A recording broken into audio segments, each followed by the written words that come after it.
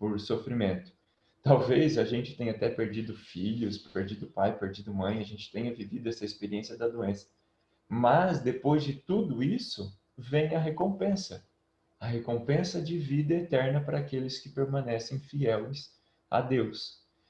Por isso que isso também se torna, o testemunho de Jó se torna um conforto para a nossa alma, porque os sofrimentos passam, os sofrimentos não são eternos, o que é eterno é a vida em Deus. Por isso que a nossa recompensa tem que sempre estar em Deus. E aí acontece que é interessante nós analisarmos, porque Jó, ele também reconhece os sofrimentos, ele reconhece aquilo que o sofrimento pode causar no ser humano. E aí então, nós vemos mais para frente, folheando um pouquinho, lá no capítulo 30, uns 10 capítulos para frente, no capítulo 30, versículo 20, ele vai tratar um pouquinho deste reconhecer, esse fato de reconhecer o sofrimento. Vai dizer, capítulo 30, versículo 20 do livro de Jó: clamo por ti e não me responde. Insisto sem que te importes comigo. Ou seja, Jó vive esse processo profundo de sofrimento e acaba se questionando sobre a presença de Deus. Acaba argumentando aonde que está Deus, que Deus não me responde, aonde que está Deus, que eu insisto, insisto, insisto, e Deus nem se importa comigo. Aí, gente, olhamos para a nossa realidade. Não sei vocês, mas às vezes a gente faz exatamente isso que Jó fez. Aonde está Deus? Eu pergunto, eu peço para Deus e Deus não me dá, né? Às vezes a gente passa por essa realidade, esse fato de nós reconhecermos que nós estamos no sofrimento, que nós precisamos de alívio. Mas aí, em todo o processo, então, Deus vai confortar o nosso coração. Tanto é que nós já vimos isso no capítulo 19, versículo 25 e 26, que Deus conforta a nossa vida, que apesar, depois que nós passarmos por toda essa liberdade da carne, nós veremos a Deus. Depois de passarmos por todo o sofrimento, nós veremos a Deus. Então reconhecer o sofrimento, mas ao mesmo tempo saber ser fiel a Deus e esperar essa recompensa que Deus tem por cada um de nós. Que a partir do momento que somos fiéis a Deus, Deus se engrandece. Deus, ele faz a obra acontecer na nossa vida, porque vê em nós a bondade, vê em nós a fidelidade. Então, é isso mais ou menos que trabalha o livro de Jó. Essa sabedoria que nós estamos vendo, que tem em Deus, que Deus faz todo um plano, faz todo um percurso para que a nossa alma, nossa vida, chegue até Deus. E a sabedoria nos mostra que depois de passarmos pelo sofrimento, teremos então a recompensa. Continuando, o próximo livro, o livro dos Salmos. É interessante nós olharmos o livro dos Salmos, porque o livro dos Salmos ele é um hino magnífico de nós cantarmos, de nós meditarmos. Os Salmos, eles são esses cânticos que expressam a realidade de um povo para a vida tanto do próprio povo para a vida do povo para com Deus, né? E aí então nós entendemos que nos Salmos a raiz de toda a construção dos Salmos, do escrito dos Salmos, está justamente na experiência que a humanidade fez através do povo de Israel. Ou seja, tudo o que aconteceu e que nós já vimos lá no Pentateuco, lá nos livros históricos, a saída do povo do Egito rumo à Terra Prometida, toda essa experiência da humanidade, ela então reflete em profundo hino de amor dos homens para com Deus. E aí nós então vamos encontrar a diversidade de salmos que nós temos no livro dos Salmos. Nos Salmos nós vamos encontrar alguns relatos que são acompanhados por instrumentos musicais, como se fosse realmente um canto, e eles são compostos por instrumentos musicais. E aí, nós não vamos pegar todos os que eu vou citar, porque é bastante, mas o Salmo 95, o Salmo 98 e o Salmo 150 expressam bem isso, essa realidade de um hino sendo acompanhado por instrumentos musicais. Ao mesmo tempo, nós temos algumas espécies de salmos que têm o formato de uma ladainha, como, por exemplo, o Salmo 136. Ele traz essa ladainha, que remete esse amor profundo dos homens para com Deus. Nós vamos ver o quanto Deus é bom, né? Também nós temos alguns salmos que trazem um refrão, como se fosse uma música, como se fosse um cântico que nós conhecemos, né? Tem as estrofes, mas também tem o refrão, como é o caso do Salmo 67. E nós temos também, na diversidade de salmos, alguns salmos de dança, que proporciona a dança do povo de Israel, a dança do povo no Antigo Testamento, tá? Algumas pessoas, e é interessante nós notarmos isso, nós percebemos isso, algumas pessoas questionam a gente, por que que o Salmo tem um Salmo fora do parênteses e tem um Salmo dentro do parênteses? Se nós pegarmos, por exemplo, o primeiro momento, nós encontramos isso no Salmo 10, Salmo 11, na verdade. Nós vamos encontrar no Salmo 11 que o Salmo 11 está fora do parênteses, mas ao mesmo tempo tem um parênteses com 10. Por que isso? Isso por causa da tradição bíblica. Quando nós olhamos para os salmos que estão fora do parênteses, é uma indicação da Bíblia hebraica, tá? É uma Bíblia composta, obviamente, em hebraico, e é a pela qual nós seguimos também, na qual foi construída todo o processo de tradução. E também temos os salmos, entre parênteses, por exemplo, que nem nós vemos o exemplo aí no slide, o Salmo 10 está entre parênteses, porque remete à Bíblia grega, tá? Então, vocês podem ver que todo o restante, a partir do Salmo 10, a partir do Salmo 11, aliás, vai ter todos entre um dentro do parênteses e um fora do parênteses. Isso por causa da tradição, tá, gente? Bíblia grega, fora do parênteses, e Bíblia hebraica, fora do parênteses, e Bíblia grega dentro do parênteses. Tudo bem? Então, o que trata, então, o livro dos Salmos? Como eu disse para vocês, eles são hinos. E aí nós vamos, então, agora começar a ver um pouquinho da realidade dos Salmos. Nós vamos ter, nos Salmos, hinos de louvor, hinos que vão expressar a realeza de Deus, a realeza do Senhor, e nós vamos ter hino também, que é um formato de cântico, que remete a Sião, tá? Peguemos então como exemplo o Salmo 47, versículo 3, que vai tratar um pouquinho da realeza do Senhor, essa composição em forma de hino. No Salmo 47, versículo 3, vai dizer assim: Pois Yahvé, o Altíssimo, é terrível, é o grande rei sobre a terra inteira. Isso é uma expressão do povo para com a realeza de Deus. Então, eles no Salmo 47, traz justamente esta realeza de Deus. Não sei como está o título da Bíblia de vocês, mas na Bíblia de Jerusalém, que é a Bíblia que eu estou seguindo para a nossa formação, ela traz o seguinte título: Yahvé é Rei de Israel e do mundo. Então, ela traz esse título justamente para expressar esta realeza do Senhor. Em continuidade, nós vamos ver que alguns salmos têm um caráter muito individual.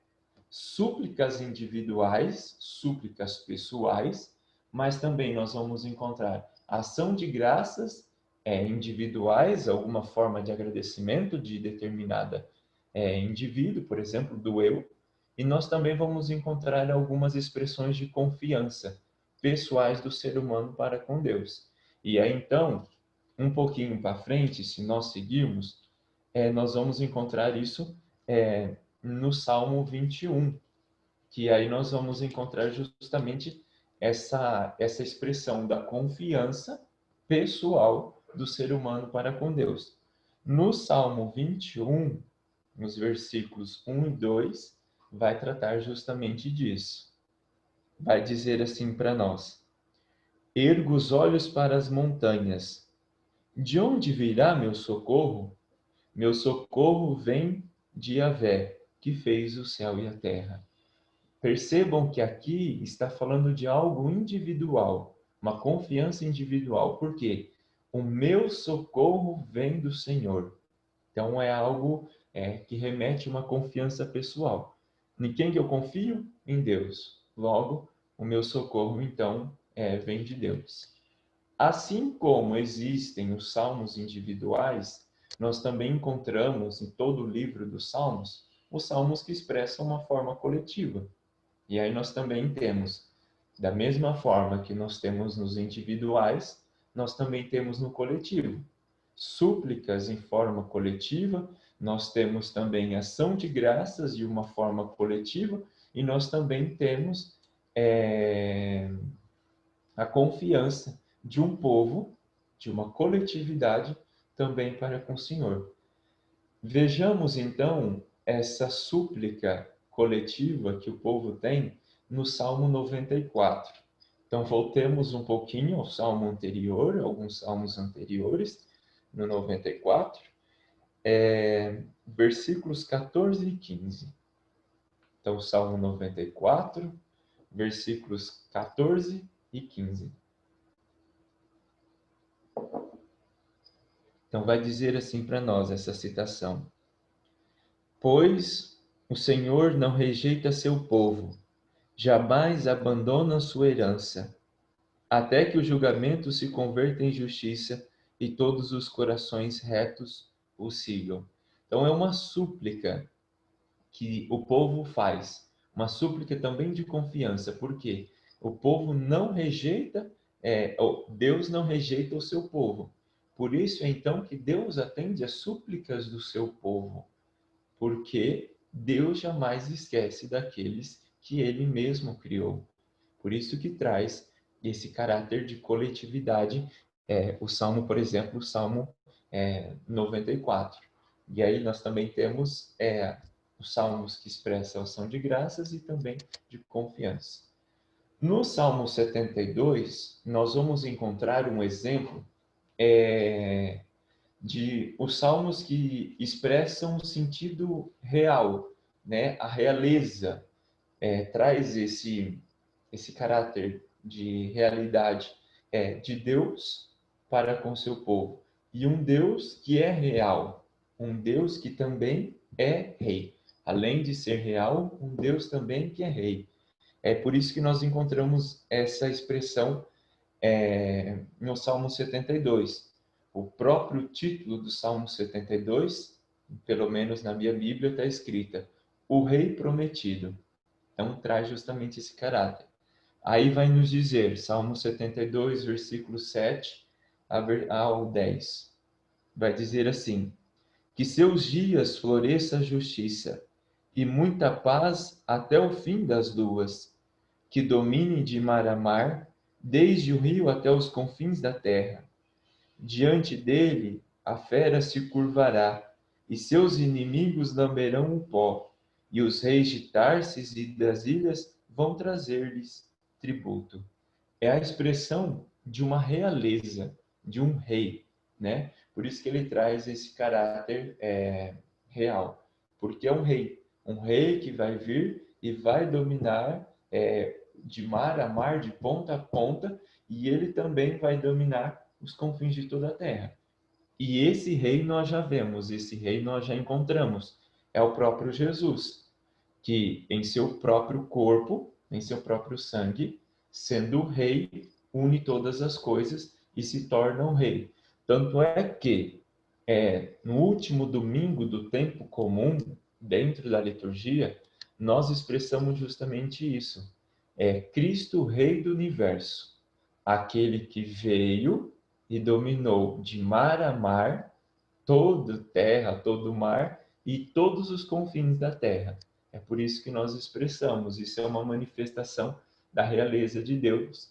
E também nos Salmos nós encontramos essa manifestação do povo que reconhece essa realeza de Deus. Então, a didática dos Salmos, elas trabalham em cima de um caráter de liturgia, né? Ela trabalha também em cima de algumas exortações proféticas, e nós vamos encontrar, principalmente em alguns livros anteriores, por exemplo, nós vamos encontrar nos livros históricos alguns hinos que trazem esse caráter, tanto de liturgia, como também de um hino, de um louvor, de um salmo, como também de um caráter profético. Dentro dos salmos, nós também temos alguns caráteres históricos, né, que expressam a história de um povo, e também esse caráter sapiencial, no sentido de sabedoria de Deus para com o seu povo. Se vocês analisarem os Salmos, vocês perceberão que os Salmos, depois tá lá, Salmo, por exemplo, o Salmo último que nós vemos, Salmo 72. Aí tem o título, e embaixo de título vai estar escrito assim, de Salomão. Se nós folhearmos os outros salmos, nós vamos ver que existem vários autores, porque os salmos ele não foi compilado por um autor só. Ele foi compilado por vários autores, e cada autor expressa uma realidade de um povo, né? Tanto é que nós vamos encontrar na diversidade dos salmos, nós vamos encontrar salmos atribuídos a Davi, nós vamos encontrar salmos atribuídos a Asaf, nós vamos encontrar salmos atribuídos a Coré, Emã, Etã, Moisés e Salomão. Então, esses são os autores que compilam todos os Salmos, todos os 150 capítulos dos Salmos, tá? Então, ele é composto por vários autores, e não somente um único autor, tá? O próximo livro, então, nós temos o livro dos Provérbios, dando continuidade. E o livro dos Provérbios, ele é um livro muito típico da cultura do povo de Israel, porque ele traz, se pegarmos todo o livro do Provérbios, ele traz uma observância às normas de conduta da nossa vida. Daqui a pouco nós vamos ver alguns exemplos disso.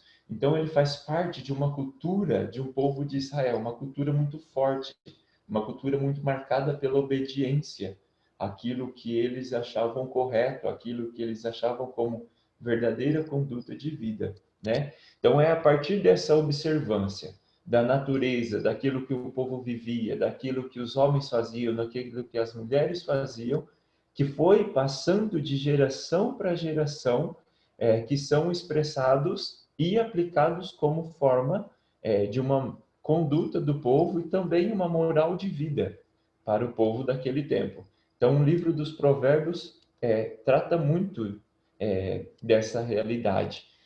A realidade de um povo que, a partir daquelas experiências que eles foram vivendo, eles aplicaram, então, como norma de vida, né? Essa realidade, então, que o livro dos Provérbios traz. E aí, então, nós temos uma variedade de formas que existem dentro do livro do Provérbios. Eu gostaria de destacar 3 formas com vocês. A primeira delas é um paralelismo que acontece dentro do livro dos Provérbios. Peguemos, então, o capítulo 12 do livro dos Provérbios. Um pouquinho aí para frente dos Salmos, depois do Salmo 150, nós já temos, então, é o livro dos Provérbios, tá? Provérbios, capítulo 12, o versículo 11, que vai trabalhar esse paralelismo que o provérbio tem muito disso. Vai nos dizer, então: quem cultiva a terra será saciado de pão. Quem procura quimeras não tem juízo. Vejamos esse paralelismo que o povo faz com aquilo que é bom, então eu recebo coisas boas. Por isso que vai dizer, então, quem cultiva a terra terá o pão, será saciado do pão. Quem não pratica as coisas boas, quem pratica a quimera, então terá, não terá juízo, não terá algo de bom. Ele sempre, no livro do Provérbios, vai fazer esse paralelo entre aquilo que eu faço de bom, eu tenho coisas boas. Se eu faço coisas ruins, eu tenho coisas ruins, né? Então ele faz esse paralelismo. Um outro exemplo que nós temos é um caráter de valor que o livro do Provérbios traz para nós.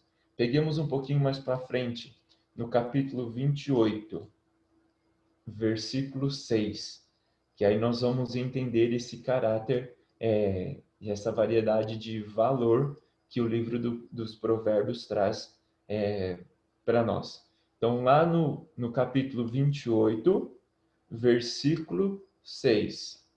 Capítulo 28, versículo 6. Vai dizer assim: é melhor o pobre que se mantém íntegro do que o que conduta perversa, sendo mesmo rico. Ou seja, é melhor permanecer na pobreza é melhor permanecer na conduta sendo pobre do que eu ser rico e sair então dessa conduta de vida. Então, o valor que nós vamos encontrar muito no livro dos Provérbios, justamente é um valor de bem. Aquilo que eu faço de bem, eu tenho. É o mesmo sentido que nós encontramos naquilo que nós já vimos anterior, quando falamos do paralelismo, né? Quando eu faço uma coisa boa, então eu vou receber algo de bom. Então, o valor está muito atribuído a isso no livro dos Provérbios. Fazer algo de bom, teria recompensa. Se eu fazer algo ruim, não terei, então, a recompensa. Ao mesmo tempo, o livro dos Provérbios vai muito fazer um sentido de comparação. Viremos uma folha anterior, voltemos ao capítulo 26, no versículo 2. O livro dos Provérbios, lembra que eu disse que ele vai tratar muito sobre a observância da natureza, da conduta do homem, da conduta da mulher? Então, a partir dessa conduta, ele vai então começar a fazer comparações para que o homem viva suas normas de vida, para que o homem estabeleça essa vivência moral, né? E aí então nós temos o exemplo disso no capítulo 26, versículo 2. Virando uma folha anterior, vai dizer assim para nós: como pássaro que foge e andorinha que voa, a maldição gratuita não atinge a meta. Então, ele vai usar da observância da natureza para aplicar uma conduta de vida. Vai dizendo, assim como os passarinhos fogem e as andorinhas voam, aquele que recebe a maldição, então, não atinge a sua meta, ou seja, não chega ao reino, não recebe a recompensa.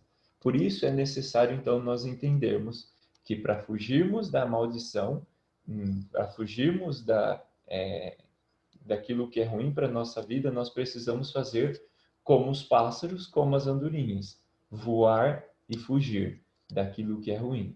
Assim, então, nós teremos a recompensa.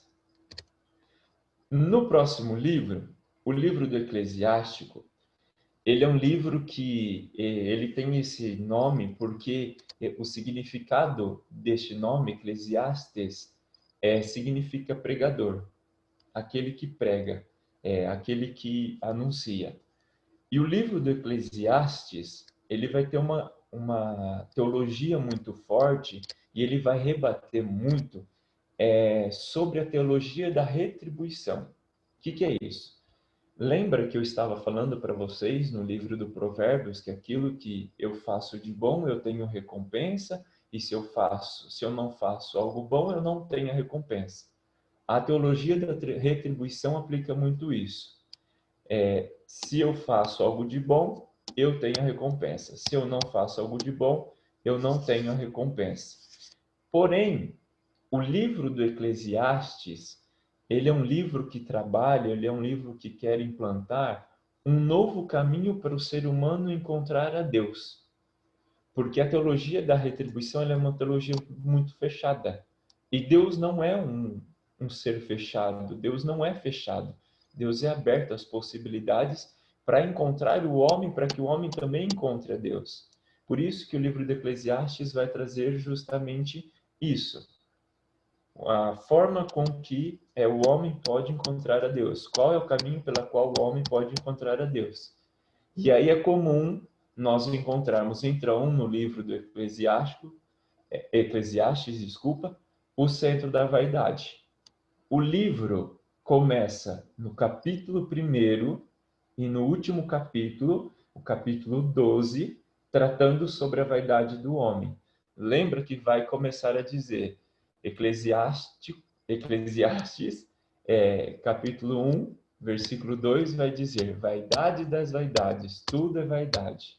A mesma coisa ele vai dizer no capítulo 12, tá? Vaidade das vaidades, porque ele vai tratar justamente esse centro da vaidade do homem, que precisa fazer coisa boa para ter uma retribuição.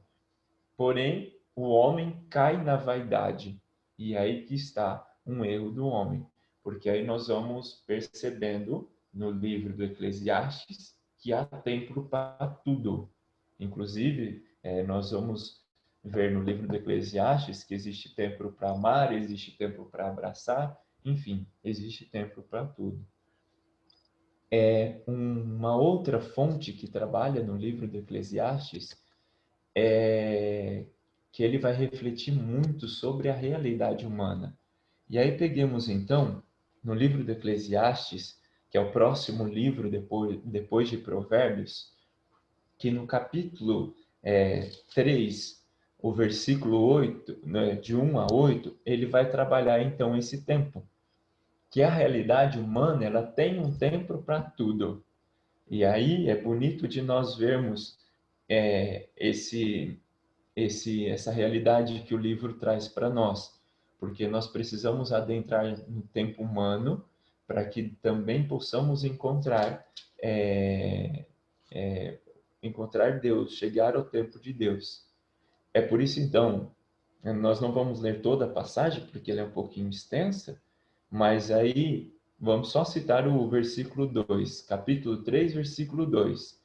Vai dizer assim: tempo de nascer e tempo de morrer, tempo de plantar e tempo de arrancar a planta. E aí ele vai continuar dizendo que existe tempo para tudo, existe tempo para matar, existe tempo para curar, destruir, construir, chorar, rir, enfim. Então o ser humano ele tem um tempo para cada coisa. E esse tempo é justamente o tempo pela qual nós temos para encontrar a Deus, para encontrarmos a nós mesmos, para encontrarmos a nossa realidade. Por isso, que é interessante nós analisarmos a humanidade a partir do tempo presente, o hoje. É no hoje que eu determino o meu tempo. Hoje eu vou amar, hoje eu vou abraçar, hoje eu vou perdoar, hoje eu vou chorar, hoje eu vou rir, hoje eu vou construir. É o hoje. A realidade humana é hoje. Por mais que a gente tenha vivido o passado, os passados nos ensinam a viver o hoje. Porque aquilo que eu fiz no passado que foi de bom, eu continuo no hoje. Aquilo que eu fiz no passado que foi de ruim, o hoje eu já não faço. Por isso que eu preciso do hoje. O tempo é agora. E é isso que o livro do Eclesiastes vai tratar muito. A realidade humana a partir do hoje. né? Inclusive, o livro do Eclesiastes trabalha muito sobre a pregação de opressão, contra a opressão, quer dizer. O livro do Eclesiastes não é a favor da opressão, porque a teologia da retribuição, ela oprimia o povo. Ela fazia com que o povo deixasse a realidade do seu ser para que fizesse alguma coisa que, por exemplo, os sacerdotes daquele tempo queriam. Eles meio que atribuíam alguma coisa fortemente. Então, eles pregavam justamente contra a opressão. E aí nós, então, temos esse relato no capítulo 4, versículo de 1 a 8, que vai tratar sobre a sorte dos oprimidos, e não perder essa esperança. Então, ele vai pregar justamente contra essa opressão, porque o povo não foi criado para ser oprimido, mas para ser livre. Por isso que ele vai de encontro justamente com isso. Passemos então para o próximo livro, o livro Cântico dos Cânticos, que aí vai trabalhar justamente sobre o canto, né? E é interessante de nós pegarmos o livro Cântico dos Cânticos, não sei se vocês já tiveram oportunidade de ler o livro Cântico dos Cânticos, mas este livro, ele é um hino original de um cântico de amor. Todo o livro do Cântico dos Cânticos é uma expressão profunda de amor. É um amor que desponta do próprio ser humano, e aí ele vai usar muito o termo amado, ao encontro do amado, ao em busca da amada, do esposo, da esposa. Então, todo o livro Cântico dos Cânticos, ele traz essa expressão justamente de amor entre os homens, mas que um amor também dos homens para com Deus, né? E é interessante nós notarmos que o livro Cântico dos Cânticos, ele servia é, para o povo naquela época durante as semanas de festas, porque o casamento ele durava uma semana, era uma semana de festa. Então eles utilizavam esse livro, Cântico dos Cânticos, para expressar justamente essa expressão de amor que existe dentro do próprio casamento. Não só dentro do casamento, mas eles também usavam esse livro, Cântico dos Cânticos, dentro de alguns ritos, dentro de algumas cerimônias que o povo de Israel fazia, que os judeus também faziam e fazem, né? Então eles utilizam este livro para expressar justamente este amor. E aí então vejamos, como exemplo dessa busca do amor, no Cântico dos Cânticos, capítulo 3, versículo de 1 a 4. Aqui, depois do capítulo 3, tem um tracinho no 1 ali, mas desconsiderem esse tracinho, tá, gente? Foi erro de digitação. Mas Cântico dos Cânticos, capítulo 3, versículos de 1 a 4. Olha que bonito essa expressão de amor que tem esse livro dos Cânticos dos Cânticos. Vai dizer assim, capítulo 3, versículo 1 em diante. Em meu leito, pela noite, procurei o amado de meu coração. Procurei-o e não o encontrei. Levantar-me-ei, rondarei pela cidade, pelas ruas, pelas praças, procurando o amado de minha alma. Procurei-o e não o encontrei. Encontraram-me os guardas que rondavam a cidade. Vistes o amado de minha alma? Passado por eles, contudo, encontrei o amado de minha alma. Agarrei-o e não o soltarei, até levá-lo à casa de minha mãe, ao quarto daquela que me concebeu. É uma expressão bonita de nós olharmos a sede de amor que essa procura pelo amado, que sai de noite, levanta, anda pelas praças, anda pelas ruas, tudo para encontrar o seu amado. E aí então nós podemos atribuir isso também a nós, quando buscamos o amado de nossa alma, Deus, Jesus Cristo. que nós vamos até o templo, nós vamos até a igreja buscando o amado de nossa alma, buscando encontrar. E lá nós o encontramos. E aí então nós devemos exercer justamente isso que nos apresenta o cântico. Agarrei-o e não soltei.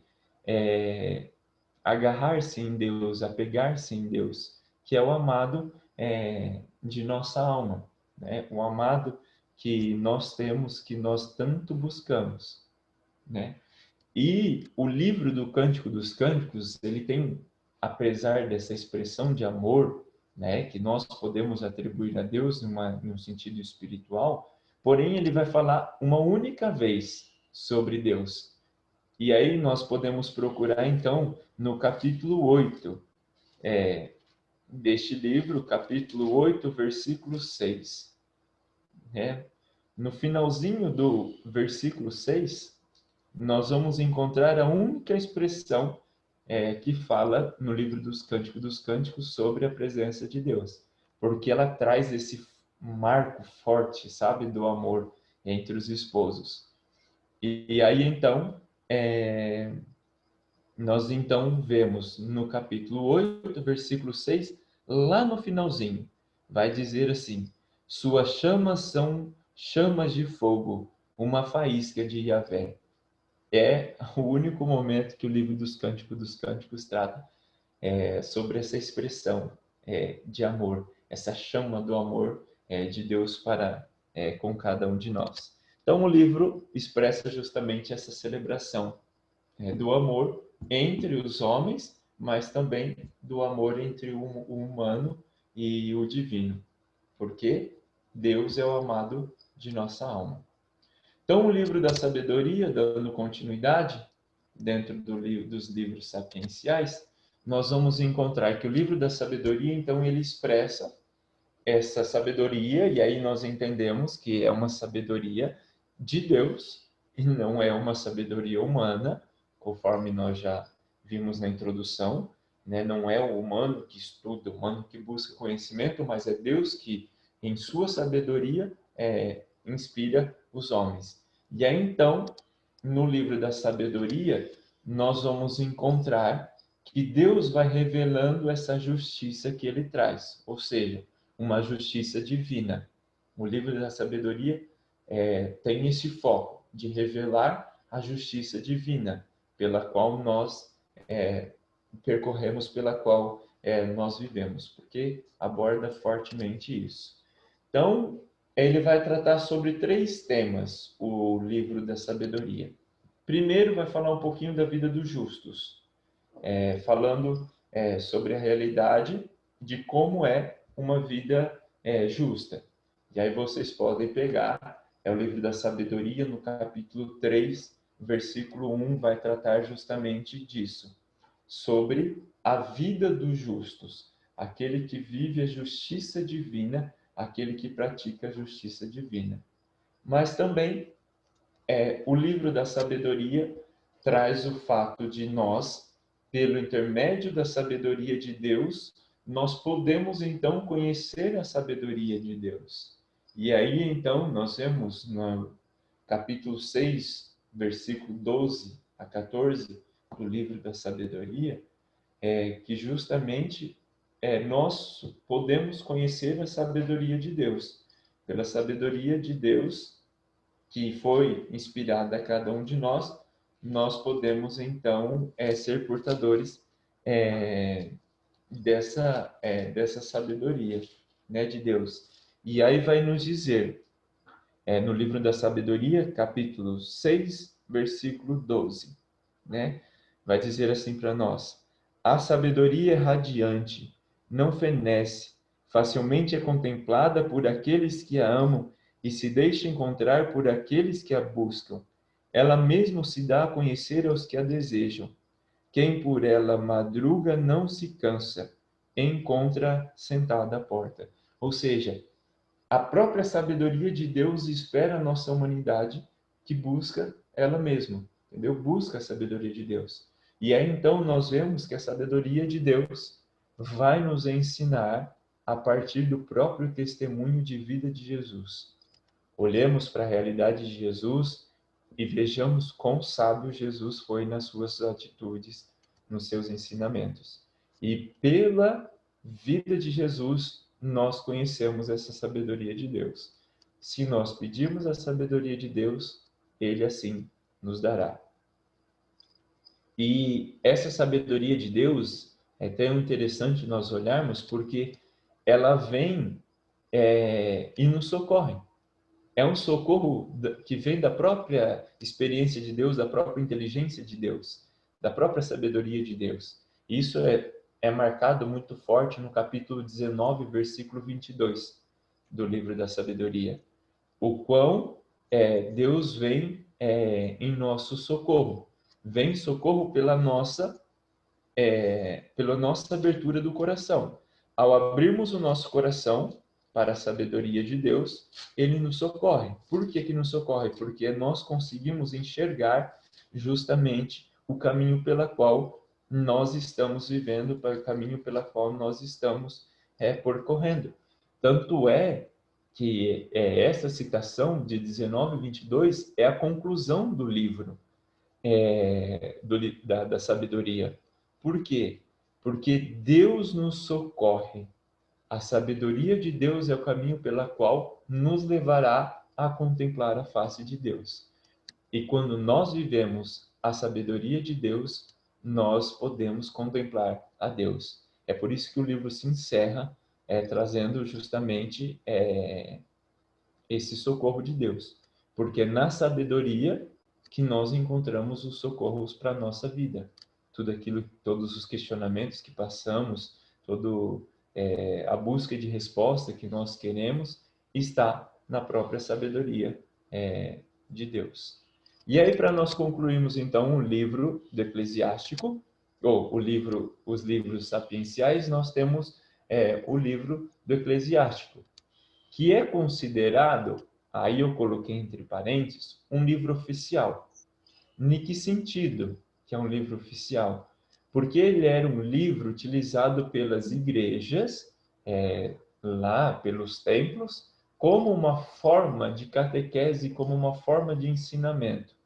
Porque todo livro do Eclesiástico vai trazer justamente uma realidade para o ser humano, uma forma como o ser humano agir, uma forma como o ser humano pensar o que é melhor para o ser humano. Então, ele traz justamente esse caráter catequético de vida do homem. O livro do Eclesiástico é dividido, então, em duas partes. Primeiro, nós temos então, primeiro, uma coleção de sentença, que nós vamos encontrar desde o capítulo 1 até o capítulo 42 do livro do Eclesiástico. Tem toda uma sentença que é atribuída aos homens, e daqui a pouco nós vamos ver algumas. E a última parte, a segunda parte, que parte justamente do capítulo 42, nós vamos então ver a glorificação de Deus, ou seja, uma ação de graças por aquilo que Deus faz aos homens. Então, os temas principais que eu vou pegar com vocês, porque o livro do Eclesiástico, se nós folhearmos, nós vamos ver que vai falar sobre alegria, vai falar sobre tristeza, vai falar sobre simplicidade, sobre humildade, vai falar sobre pai, vai falar sobre filhos, vai falar sobre vinho, vai falar sobre Deus, enfim. Ele vai trazer tanto tema, vai trazer tanta realidade, mas eu gostaria de pegar 3 com vocês. A primeira realidade que tem nessa forma de condução de vida é que no livro do Eclesiástico, no capítulo 7, versículo 27 e 28, vai tratar sobre os pais. Como que nós devemos agir mediante a nossa ação para com os nossos pais. Então, no livro do Eclesiástico, continuando aí depois do livro de sabedoria, nós vamos então ter o livro do Eclesiástico, capítulo 7, versículo 27 e 28. Vai dizer assim: honra teu pai de todo o coração, e não esqueças as dores de tua mãe, Lembra-te de que fostes gerado por eles, o que lhes dará pelo que te deram. Então, é uma expressão da ação do ser humano para com seus pais. Então, vejam que é uma norma de vida. Honra teu pai e não esquece da tua mãe. Assim também no capítulo 15, nós vamos, um pouquinho mais para frente, nós vamos encontrar a realidade de liberdade, né? O homem que é livre, ele tem a sua liberdade. Contudo, ele precisa tomar cuidado com a sua liberdade. Então, no livro do Eclesiástico, capítulo 15, versículo 17. Livro do Eclesiástico, capítulo 15, versículo 17. Vai dizer assim para nós: diante dos homens está a vida e a morte, ser-te-á dado o que preferires. É nós que escolhemos. Diante da vida, diante do homem está a vida e está a morte. Na nossa liberdade, nós a escolhemos, né? Nós vamos escolher o que nós preferimos. Contudo, precisamos tomar cuidado com a nossa liberdade, porque se escolhemos o mal, nem sempre o mal não nos leva ao caminho de vida eterna. Contudo, o bem já nos leva ao caminho de vida eterna. Então, nós temos que tomar esse cuidado com a liberdade. E, por fim, vai tratar sobre o temor de Deus. Não é ter medo de Deus, mas é apaixonar-se por Deus. No capítulo 32, versículo 16, do livro do Eclesiástico, capítulo 32, versículo 16. Vai dizer assim para nós: aqueles que temem o Senhor encontram a boa decisão, fazem brilhar como luz as suas boas ações. Então, quando nós nos aproximamos, quando nós tememos a Deus, no sentido de apaixonar-se por Deus, nós encontramos luz que ilumina as nossas boas ações, vai nos dizer o livro do Eclesiástico. Então, vejamos, gente, que o livro dos Sapienciais trabalha muito isso. A sabedoria de Deus que nos norteia para a vivência da nossa vida humana, tá? Vejamos todo o contexto dos livros que nós apresentamos, tudo bem? De uma forma bem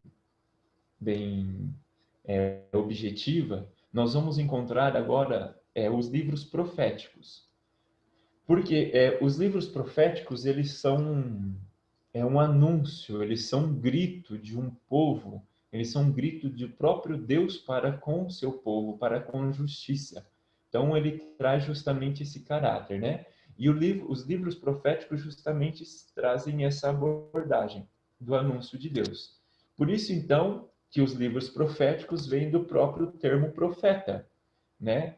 E o profeta é aquele que anuncia, é aquele que proclama, mas também é aquele que denuncia, é aquele que fala a verdade, né? Porque justamente a verdade vem de Deus. Lembremos aquilo que a gente já viu nos livros sapienciais. A sabedoria vem de Deus. Então, os profetas anunciam a sabedoria de Deus para com seu povo, tá? Eles anunciam aquilo que é de bom para com o seu povo. Porém, temos que tomar cuidado, não dentro dos livros proféticos, mas na vida real, hoje, na nossa vida, com os verdadeiros profetas e com os falsos profetas. Hoje, isso não estou falando dos livros proféticos, tá, gente? Estou falando hoje, quando o ser humano se considera um profeta. Porém, nem toda profecia vem de Deus, por isso que é necessário nós tomarmos cuidados com os falsos profetas, né? Aqueles que falam que Deus e Deus e Deus, mas será que tudo isso realmente vem de Deus? Será que tudo isso é próprio de Deus? Então precisamos tomar cuidado com os verdadeiros profetas e os falsos profetas de hoje. Porque os profetas, naquele tempo, eles gozavam de um grande prestígio da comunidade, da sociedade, porque aquilo que eles falavam a sociedade acatava, a sociedade entendiam, a sociedade vivia. Tanto é que alguns profetas estão justamente ligados aos palácios, estão ligados justamente à corte, estão justamente ligados ao governo. Então, quando os profetas estavam ligados nessa realidade de governo, eles eram, entre aspas, utilizados como uma forma de consulta de uma ação de Deus. O que Deus falava para os governantes, o que Deus falava para com o seu povo. Então, nós vamos encontrar em todo o livro, os livros proféticos, que os reis daquela época sempre tinham um sacerdote, sempre tinha um sacerdote não, um profeta que os acompanhava como uma forma de consulta à realidade de Deus, né? E ao mesmo tempo que eles faziam parte dessa integração com os governadores, com os reis daquela época, os profetas eles eram considerados pessoas críticas pela sociedade. Eles criticavam a própria sociedade, eles criticavam determinados indivíduos, tudo para estabelecer a justiça de Deus no meio dos homens. Ok? Então, essa é a dimensão dos livros proféticos. E aí, então, nós vamos perceber a divisão dos livros proféticos, que primeiro, nós precisamos entender que os livros proféticos são divididos, os profetas são divididos em profetas anteriores, Josué, os Juízes, Samuel e Reis. Esses são os profetas anteriores. Por quê? Vem desde os livros históricos. Então, eles fazem parte desde o Pentateuco, como os livros também históricos. Então, eles vêm antes, né? Por isso que são chamados anteriores, mas que exercem um sentido profético. O nosso estudo, a nossa tradição bíblica, ela atribui estes como sendo profetas anteriores, propriamente dos profetas que nós temos então da Bíblia. E aí então nós temos os profetas posteriores, que são os profetas que nós vamos ver, porque nós já vimos Josué, nós já vimos Juízes, nós já vimos Samuel e nós já vimos Reis. Então agora nós vamos ver os profetas posteriores. E aí então nós temos três grandes profetas: Isaías, Jeremias e Ezequiel. Esses são os três grandes profetas. Depois nós temos os outros 12 profetas. E aí cito para vocês os outros 12 profetas: Joséias, Josué, Amós, Abdias, Jonas, Miqueias, Naum, Abacuque, Sofonia, Ageu, Zacarias e Malaquias. Esses são os 12 profetas. Então vejamos, nós temos três profetas principais, né, os três considerados maiores, que é Isaías, Jeremias e Ezequiel, mas também nós temos os outros 12 profetas, tá? Que aí são esses que eu acabei de citar. Contudo, nós temos três livros que adentram nessa divisão dos livros proféticos, que aí nós temos os livros das Lamentações, nós temos o livro de Baruque e nós temos então o livro de Daniel, que são considerados uma profecia, né, para com o povo. Essa profecia no sentido de anúncio da justiça de Deus. Todos esses profetas, então, vão exercer em conjunto um papel. O primeiro papel que nós encontramos dos profetas é que eles vão julgar a realidade humana a partir da vontade divina. Então, traz justamente esse caráter de julgamento, de discernimento da realidade que o homem vive a partir da realidade divina. E aí, então, nós vamos ver um exemplo muito claro disso quando nós pegamos o profeta Miqueias, no capítulo 2, versículo 11. Para aqueles que podem pegar o Miqueias, Miqueias está quase lá no fim do Antigo Testamento, está um pouquinho para frente de Jonas. Isso, para frente um pouquinho de Jonas. Para frente de Jonas, um pouquinho antes de Abacuque, um pouquinho antes de Sofonias, tá? Então, Miqueias, capítulo 2, versículo 11. Miqueias, capítulo 2, versículo 11. Vai tratar justamente essa realidade de julgamento do homem a partir da vontade divina. Vai dizer assim para nós, profeta Miqueias: se é um homem que corre atrás do vento e inventa mentira, eu te vaticino por vinho e bebida embriagadora, eu profetizarei para esse povo. Então, olha, quem inventa mentira, a justiça de Deus vai se estabelecer. Os próprios profetas vão denunciar todas aquelas pessoas que oprimem, o povo. Tanto é que uma das características do profeta é denunciar a injustiça e implantar a justiça. Nós vamos perceber que os profetas eles são muito obedientes à palavra que recebem. Aquilo que eles recebem é aquilo que eles vivem. E aí nós encontramos, voltemos um pouquinho atrás, no profeta Jeremias. O profeta Jeremias está depois de Isaías. Nós vamos encontrar Jeremias no capítulo 23, versículo 28. Jeremias, capítulo 23, versículo 28. Vai dizer assim para nós: o profeta que teve um sonho, que conte o sonho, e que o que tem uma palavra minha, que fale fielmente a minha palavra. Essa é a missão do profeta. Se tem um sonho, que foi dado por Deus, anunciar o sonho.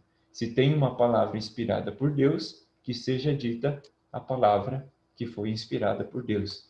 Então, eles são muito obedientes nessa realidade.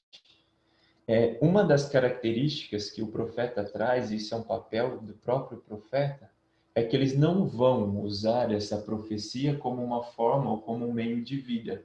Não vão viver às custas disso, não vão usar isso como um meio de vida. Não, eles vão usar isso para estabelecer a vontade divina. E aí vocês podem pegar no profeta Miqueias de novo, que nem nós já vimos, no capítulo 3, versículo 5, vai tratar justamente isso, que eles não usam como uma forma de vida, né? Mas eles usam para estabelecer a vontade divina. Tanto é que a própria vida do profeta está de acordo com aquilo que eles anunciam. Como nós estamos no livro do profeta Jeremias, nesse mesmo capítulo 23, no versículo 14, vai tratar justamente disso, que os profetas vivem uma vida honrosa, eles vivem realmente aquilo que eles anunciam, né? Vivem às custas disso, não inventam moda, pelo contrário, eles vivem de acordo com aquilo que Deus quer justamente para a sua realidade, quer justamente para a sua existência, entendeu? Eles vivem realmente de acordo com aquilo que eles anunciam. Eles vivem aquilo que eles falam, né? Eles não simplesmente falam, mas vivem. Tanto é que Jesus é considerado o maior profeta porque ele falava e vivia aquilo que ele falava. Então, os profetas são aquelas pessoas enviadas por Deus em missão. Muitas vezes contra a própria vontade do profeta, que não queria ir, não queria, tinha medo, tinha receio daquilo que ia enfrentar, mas assumem a missão por causa da vontade divina, porque são enviados pelo próprio Deus. E aí tomemos como exemplo o próprio profeta Jeremias, no capítulo 20, o versículo 7. Ele vai utilizar isso como exemplo. Então, Jeremias, capítulo 20, versículo 7. vai dizer assim, bem conhecida nossa: Tu me seduziste, Senhor, e eu me deixei seduzir. Tu me tornastes forte demais para mim. Tu me dominastes. Sirvo de escândalo todos os dias. Todos zombam de mim. Então, olha só, é Deus que seduz o profeta, é Deus que envia o profeta. E o profeta, por mais que zoam dele, por mais que é usado como escárnio todo dia, mas assume essa missão, então, de evangelizar. Então, uma das coisas importantes para nós vermos, e aí já para nós concluirmos, que nós já estamos também no nosso horário, a pregação dos profetas, ela vai remeter muito o anúncio do Messias, o anúncio profético. Se nós voltarmos em 2 Samuel, capítulo 7, versículo 16, nós vamos ver que virá um rei que vai dominar para sempre, e esse rei será justamente da profecia, da descendência de Davi. Então, os profetas, eles vão confirmar esse anúncio que já vem desde o livro do Samuel. Então, eles trazem esse anúncio messiânico. E aí tomemos então como exemplo para nós entendermos no livro do profeta Isaías, capítulo 7, versículo 14, para nós entendermos esse sentido que nós estamos trabalhando. Isaías, capítulo 7, versículo 14, que vai justamente tratar sobre o anúncio profético da vinda de Jesus. E é interessante nós olharmos que aquilo que foi anunciado pelo próprio profeta Isaías se cumpre. Vai dizer Isaías, capítulo 7, versículo 14, vai dizer assim: Pois sabeis que o Senhor mesmo vos dará um sinal. Eis que a virgem está grávida e dará um filho, e lhe dará o nome de Emanuel. É exatamente isso que nós vamos encontrar no próximo encontro, no Novo Testamento, nos Evangelhos. A virgem que está grávida pela ação do Espírito Santo, na qual coloca o nome de Emanuel, o anúncio do próprio anjo. E aí então, essa profecia de Isaías se cumpre na pessoa de Jesus Cristo. Então, toda profecia se cumpre na vida de Jesus Cristo. Tudo isso que nós já vimos sobre os profetas, de fazer a vontade divina, de ser obediente à palavra, de não usar a profecia como meio de sobrevivência, mas um meio de vida mesmo, ela se cumpre na própria pessoa de Jesus. Tanto é que nós temos esse relato muito claro quando nós vemos o livro, o Evangelho de São Lucas, que vai tratar sobre o anúncio da anunciação do anjo a Nossa Senhora, que aí Jesus assume então a encarnação. Um outro relato muito forte, muito marcante de nós olharmos, e é o último relato que nós vemos hoje, é do profeta Miqueias. No capítulo 5, versículo 1, ele vai tratar justamente isso, sobre essa descendência que durará para sempre, e que a Belém seria então a terra pela qual nasceria este rei ungido.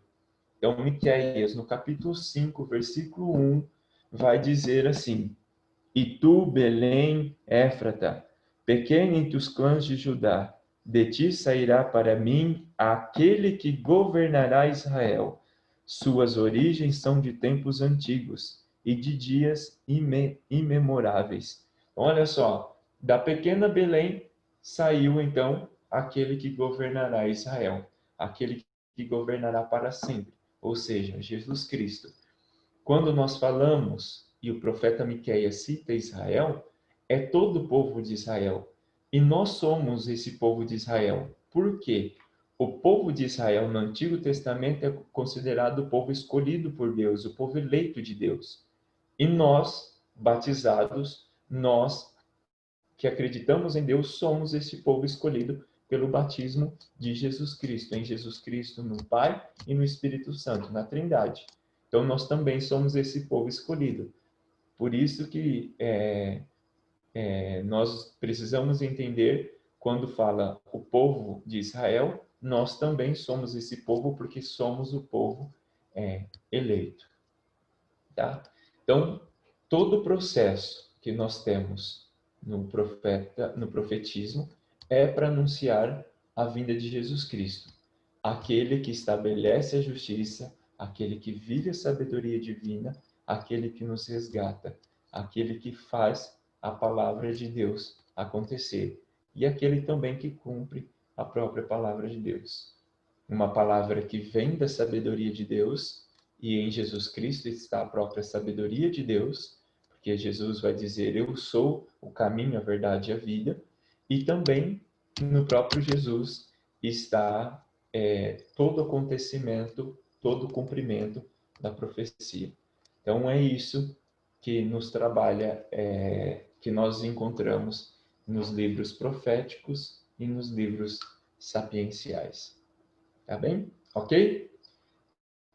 Ângela, não sei se alguém tem alguma dúvida, se alguém postou aí no chat, ou se alguém colocou algum questionamento nos comentários, para que a gente possa responder. A Ana, ela comentou o seguinte, que na Bíblia Ave Maria, aqui é quanto à escrita, a tradução, né? A Ave Maria está diferente quanto aos Salmos, lá no livro dos Salmos. Ah, tá. Né? E as palavras são diferentes. Então, explica para a gente um pouquinho. Aí a questão de tradução bíblica. Né? Isso, é justamente isso. Porque acontece que cada edição ela tem um tradutor, ela tem uma forma de traduzir. A Ave Maria ela tem um caráter para traduzir. A Pastoral, por exemplo, ela tem outro caráter. Eu estou usando a Bíblia de Jerusalém, não sei se vocês perceberam, mas muda bastante, talvez, a linguagem, a maneira. Isso tudo por conta do próprio tradutor, daquele que traduz. Mas acontece, o sentido que traz as traduções, ele é único. Eles têm um caráter, eles têm esse caráter universal. Todos tratam de um mesmo objetivo, de um mesmo foco, entendeu? Mas acontece que existem sim essas mudanças por conta dos tradutores, tá? Não que as Bíblias sejam diferentes, não que elas sejam rivais, não, mas elas têm essa tradução diferente por conta mesmo do tradutor. Legal. O Davi, que está aqui com a gente, ele diz que não conseguiu entender direito o significado da palavra, para a palavra papel. E ele pergunta se você já leu a Bíblia toda. Para a palavra papel? Não consegui pegar direito o significado usado para a palavra papel. Acho que lá no início da Bíblia, quando vocês, não sei se foi hoje ou na Será aula que... passada, né? A Bíblia ela era escrita em papel, a Bíblia em papiros. Porque quando a Bíblia foi escrita, se for isso que ele está querendo dizer, a Bíblia começou a ser escrita em dois materiais, que na verdade não era bem papel. Era o pergaminho e depois o outro, o papiro. Eram esses dois que eram o material utilizado, né? Então, eles eram utilizados nesses dois materiais. Mas eu acredito que ele esteja falando do papel dos profetas. Davi, qualquer coisa você manda aí um ok, se for os papéis dos profetas. Isso. O papel dos profetas que eu estou tentando tratar é aquilo que ele exerce. Qual é a função do profeta? Qual é o papel que o profeta exerce dentro dos relatos bíblicos, dentro da própria ação de Deus? Tá? Os profetas eles têm uma função, e essa função eu coloquei como papel. O papel dele então fazer com que a justiça de Deus se implante. Ou seja, a função do profeta é isso, fazer com que a justiça de Deus se instale sobre os homens. É esse o sentido que eu quis dizer sobre o papel, entendeu? O papel do profeta. É isso mesmo que ele queria saber. E a Mirna está perguntando se o Eclesiastes contradiz com o livro dos Provérbios. Não. A função do livro do Eclesiastes, né? Que ela perguntou, o Eclesiástico. Eclesiastes. Isso. O livro do Eclesiastes, ele vai trazer esse sentido de pregação. Pregação no sentido, existe um centro de norma de vida e precisa ser cumprida. O livro do Provérbios já vai trazer mais profundo esse sentido de centro de vida a ser seguido. Então, ele é um complemento. É mais do que uma contradição, ele é um complemento. É como se o livro dos Provérbios complementasse Eclesiastes. Tá?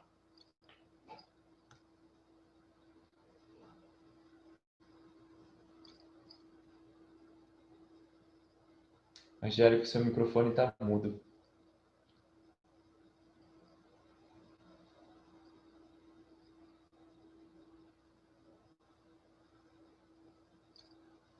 Ô, Angélica, seu microfone está mudo.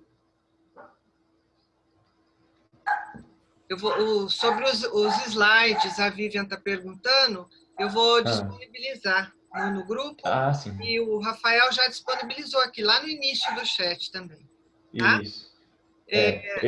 Você já leu a Bíblia toda alguma vez, Rafael? Se eu te falar que eu li toda, ainda não, mas eu já li trechos de todos os livros da Bíblia.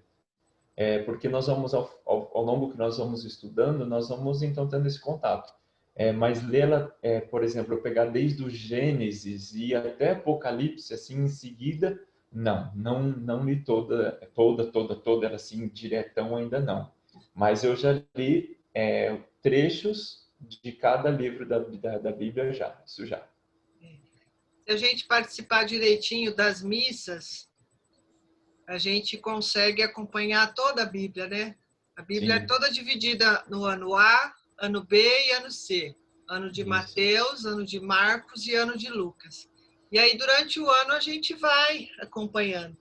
E ao final do terceiro ano, a gente praticamente leu a Bíblia quase toda, né? Mais passagens, mas a gente tem uma noção inteira da Bíblia. E isso é muito gostoso. Bom, lá não tem nenhuma pergunta no Facebook. Tem uma pergunta aqui do Davi também. Todo padre é obrigatório, durante a sua formação, ter lido a Bíblia por inteiro? Obrigado.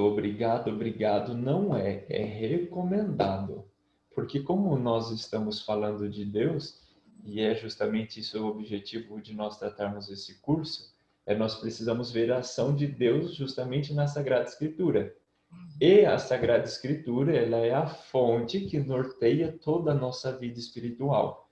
Por isso, nós que estamos nesse processo, estudando para chegarmos à ordenação, sermos padres, nós precisamos, recomendado que nós lemos a Bíblia. Por quê? Toda a fundamentação da nossa pregação, toda a fundamentação da nossa igreja, ela tem uma das fontes principais a Bíblia. A Bíblia, a tradição apostólica, que veio dos apóstolos e que nós mantemos até hoje, e a própria sucessão apostólica, né, que a gente chama de magistério da igreja, que é toda a doutrina que foi construída desde a Bíblia, como dos apóstolos e os ensinamentos que vieram de Jesus Cristo, e também a própria magistério da igreja, que é o ensinamento da igreja. Mas falar para você que obrigado assim, ele é um termo bem forte para nós falarmos que nós somos obrigado. Nós somos recomendados e dever, essa é a palavra correta, é dever nosso ler ela toda. Porém, ela é bem extensa e a gente, na nossa correria, às vezes é difícil a gente ler ela toda. É a formação, né? Precisa. A Bíblia é o livro sagrado. Uau! Que lindo, né, gente? Que maravilhoso poder passar esses minutos aqui com o Rafael, sendo instrumento de Deus para nós. Quem quer ir para o céu? Levanta a mão. O caminho está demonstrado. Para ir para o céu é fácil.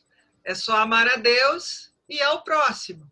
E é o que a gente vê no evangelho de hoje, né? Amai os vossos inimigos.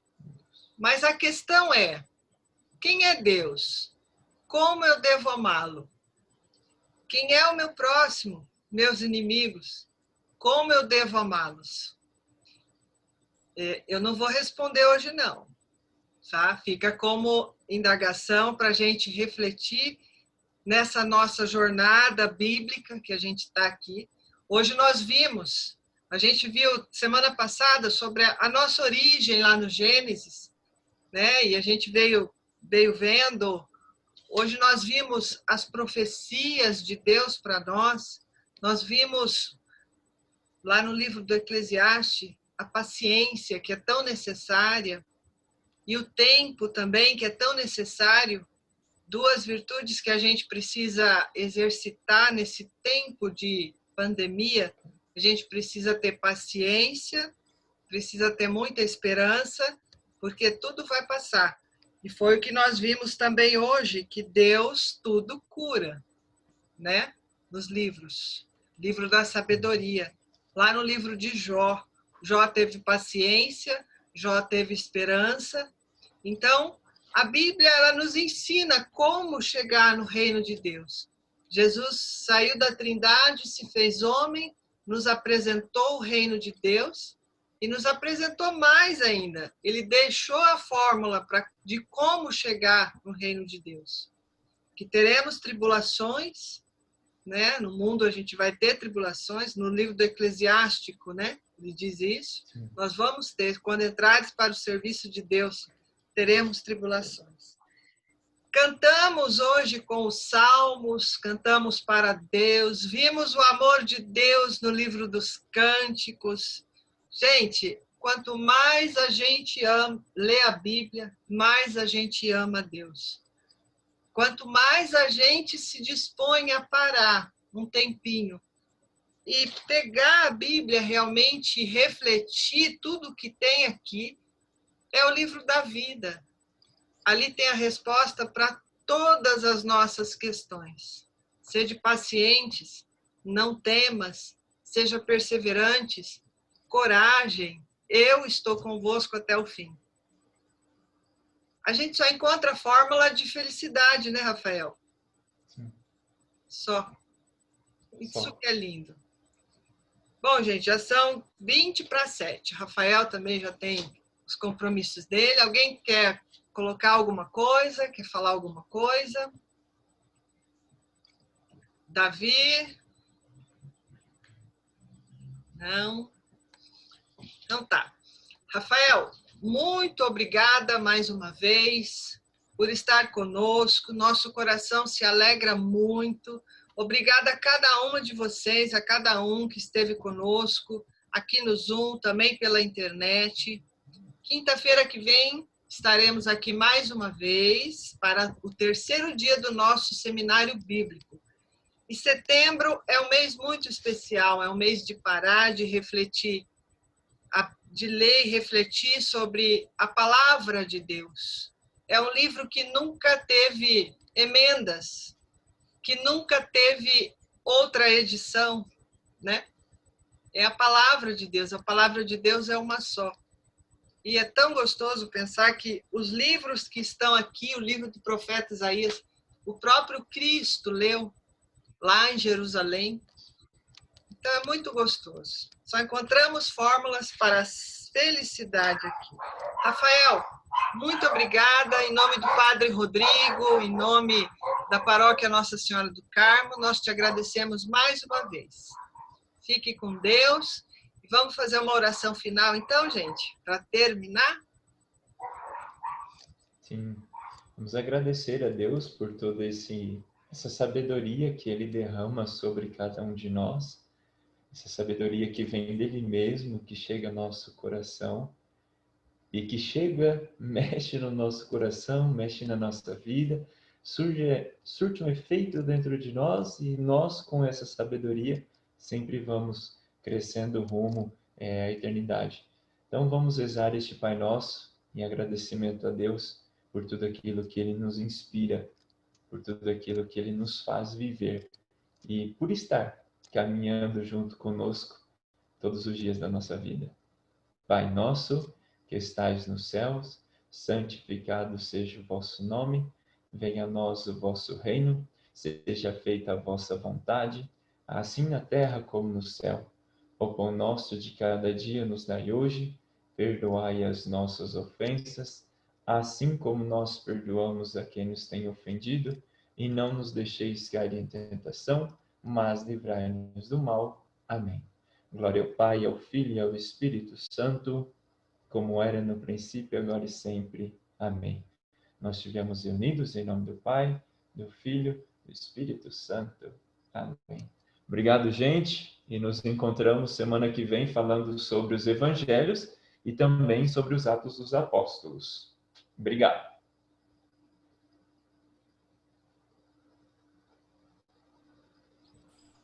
Para terminar, eu vou compartilhar um vídeo no qual Deus nos convida todos os dias para sermos igreja. Então, para a gente refletir um pouquinho sobre como anda a nossa jornada de vida, a nossa jornada espiritual.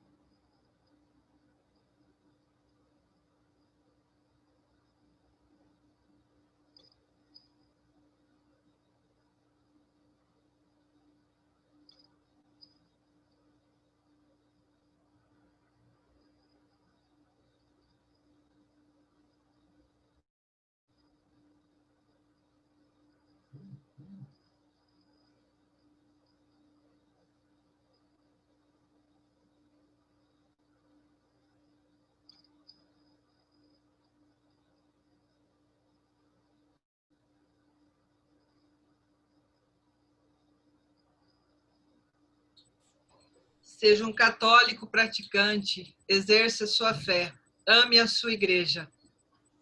Beijo, queridos, queridas, até quinta-feira.